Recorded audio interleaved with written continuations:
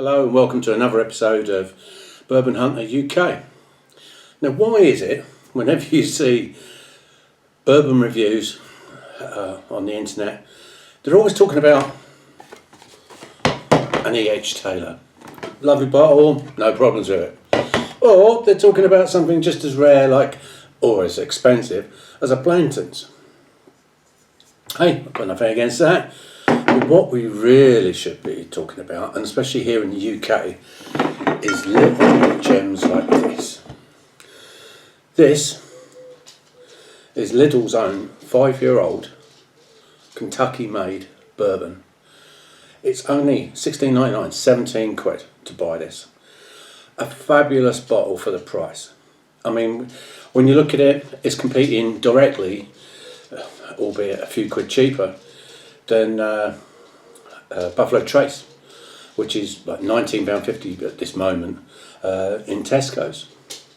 Now, getting back to this Western Gold, they do two bottles in Lidl's. You've got a white label, which I believe is about a 3-year-old, and a couple of quid cheaper.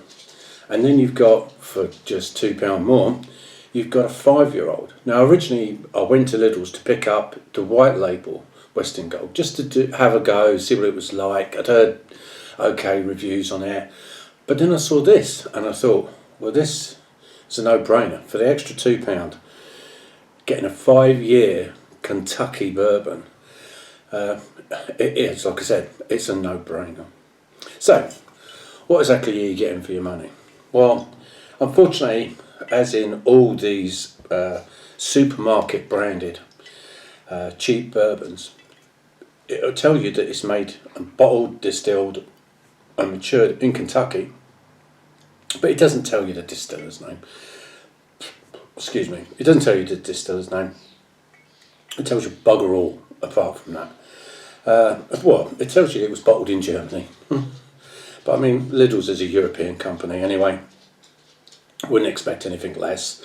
They probably get it shipped over, already diluted, tankers, whatever, and it's just literally bottled at some bottling plant. I mean, it does say Kentucky on the top, and it does say it was straight old Kentucky bourbon aged in American oak. Well, by definition, that's a bourbon, isn't it? As long as it's got more than 51% corn in it. So, quality. Now, I was pleasantly surprised by this. I mean, a 5-year-old, that's a decent age. It's not brilliant. It's not a 10-year-old. It's not a 7-year-old. I mean, and to be truthful with you, I mean, aging is subjective to where it was kept. The barrels were kept in the rickhouse. I mean, if it was top floor or where there's a hell of a lot more interaction with the natural environment, heating up during the day, cooling down at night, the interaction between the liquid inside the barrels and the barrel walls. I mean, you're going to get a 5-year-old that, will seem a lot older. If it's down at the lower end or even in the middle of the rickhouse, I mean, that interaction is going to be reduced somewhat. I mean, it could have been in heated rickhouses for all I know. I mean, the fact that we don't know what distiller it is a shame. But, I mean, they've probably got it contract distilled. There's probably an NDA agreement with the distiller saying that they cannot use their name. So, hey, we've just got to go on one thing. Well, two things. You've got price and quality. Now, availability, hey, going to Lidl's, you can pick this up. Lidl's, like Aldi's and all the rest of those big supermarkets, or grocers as you Americans like to call them, they carry it all the time. If they do run out of it, it's only going to be temporary, and it'll be till get the next lorry in within the next couple of days, if that. So what's it like? Well, I'll be totally frank with you. When I first got it, I wasn't expecting, I didn't have high hopes of it. But I thought to myself, put it on the side, try a sip of it later, see what it's like. I mean, hey, you never know. It could be good, it could be shit. I mean, I did think to myself, if it's that bad, I'll just mix it with Coke. And I mean, I like a Jack and Coke when I'm out and about. I very rarely drink it at home. I've got too many other bottles of bourbon just to sip neat, and I'd rather do that. So when I opened it, waited for that neck pour, and I was like, poured it, let it open up, and I was totally shocked by the quality of it. Now, I'm not going to make out that this is, hitting way above its price point. It's nowhere going to compete against things like your Wild Turkey 101,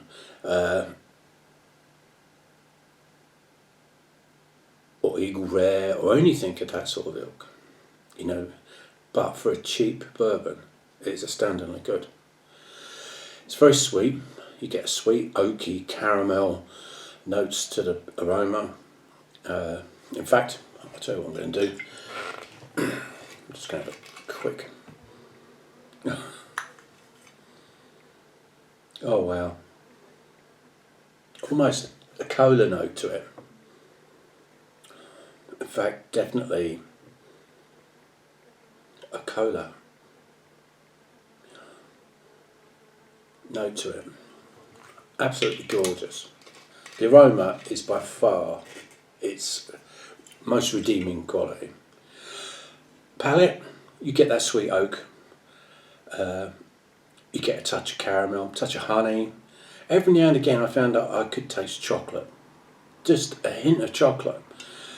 I'd taste it on one mouthful, hunt for it on the next, it wouldn't be there. Then as soon as I forgot I was looking for it, it would put in an appearance again. There's a bit of depth to it. I'm not going to say it's, multiple layers of bourbon quality. It's not that. But I could sip this neat. If I was round at somebody's house and they said to me, do you want a drink?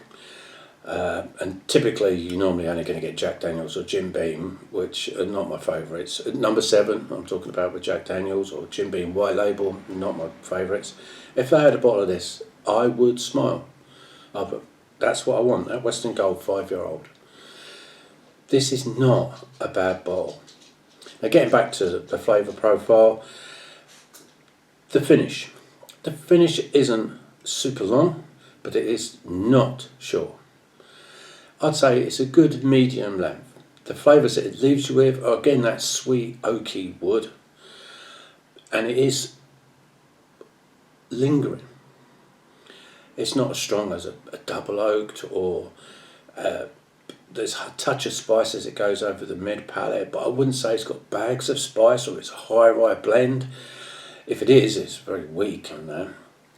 But one of the words that they use to describe this, which is a much hated word in when it comes to bourbon or whiskey reviews at all, is the word smooth. Now I would agree that this is a very smooth bourbon. It's not overly spicy. The flavours that it's got are typical traditional bourbon notes. So I think it's a good buy. Now would I prefer this over Buffalo Trace? Now in the UK we only get the 80 proof version of Buffalo Trace. Now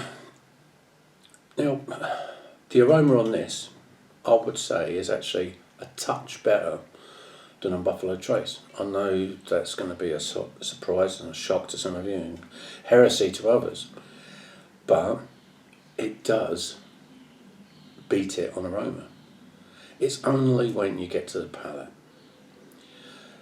There's far more creaminess to a Buffalo Trace.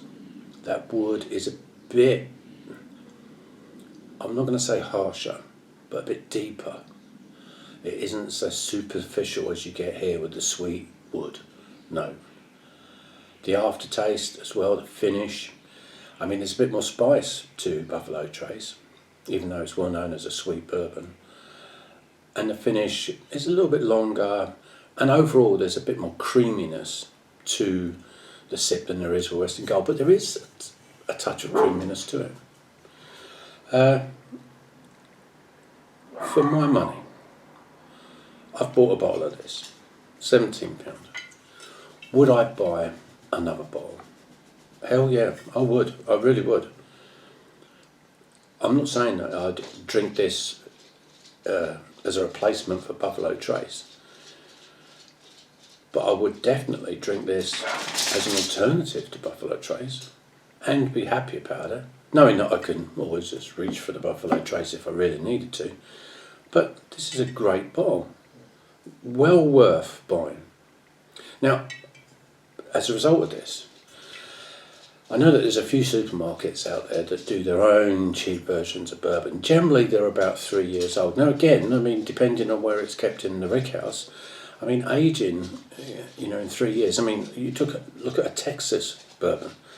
2 years in Texas is equivalent to at least 4. Some people even say 6 years. I don't know if that's quite right, but a 2-year-old Texas bourbon has got quite a bit of interaction and is quite different to a Kentucky made and aged bourbon. So it all depends on the rickhouse, where it was kept in the rickhouse, the quality of the rickhouse. There's so many factors. So sometimes looking at a bourbon and going, it's 3 years, and being a bit of a bourbon snob,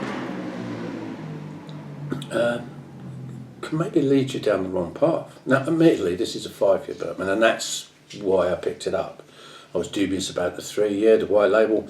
Seeing the 5 label, I snapped it. I was like, yeah, do you know what? I'm going to have that. I'm going to give that a go. But as a result of trying this, I'm going to go to Aldi's. Aldi's do their own. Let me think. What's that called? Samuel Joe's? Samuel Joe's. I'm going to buy a bottle of Samuel Joe's. Now, I think it's only a 3-year, but I mean, it's only $14.99, £15. I'll give it a go. I mean, what happens if it's the worst? I'll just drink it with Coke. Now, I know that Morrison's do their own. I'm trying to think of its name for the moment. No, can't think of it. Yeah, and there's another. Morrison's do their own version. Tesco's don't. Asda don't. Morrison's do. Sainsbury's. Yeah, Sainsbury's do their own version. That's right.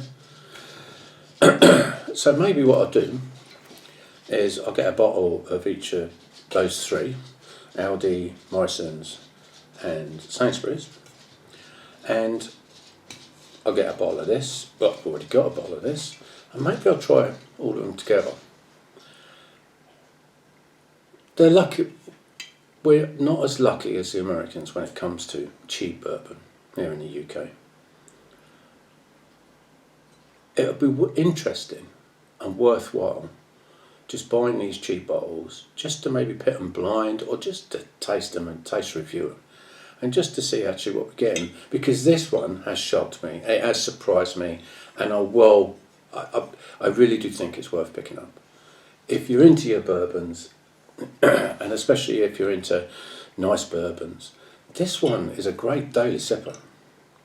I mean, rather than necking some of your more expensive bourbons, having a pour in the evening, have one of these. If I've got some friends around, having a barbecue in the back garden, hey, crack this out. £17 for a bottle, I don't care whether we go through it, have a laugh. It's a great bottle, one that I recommend. So, as always, like, subscribe, share, whatever it is, blah, blah, blah, you know the drill. And hopefully I'm going to get back to you pretty soon about doing this review of these cheap bourbons. And let's see how we go. Maybe this will be the best one out of the lot anyway. I've just hit on gold straight away. But let's have a look. Let's see what they're like. Sometimes it's just interesting. For the money, hey, I'm not going to worry about it. Also, coming up, as soon as I mention further reviews, I'm going to do a pit review with the Buffalo Trace UK version, 80 proof, against the American 45 proof version. Let's see what actual difference there is, and is it worth paying that extra money sometimes to get hold of a 45 proof US version.